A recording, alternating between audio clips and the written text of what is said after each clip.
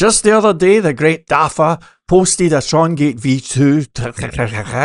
V2 tutorial. This one is on how to build apps that can handle multiple languages, not just English.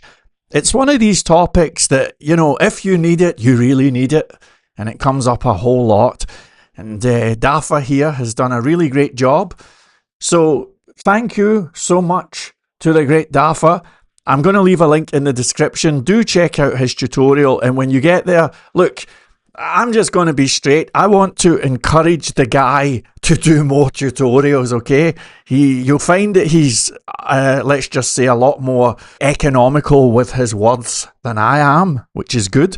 And his stuff is absolutely top notch. So let's encourage this guy, okay?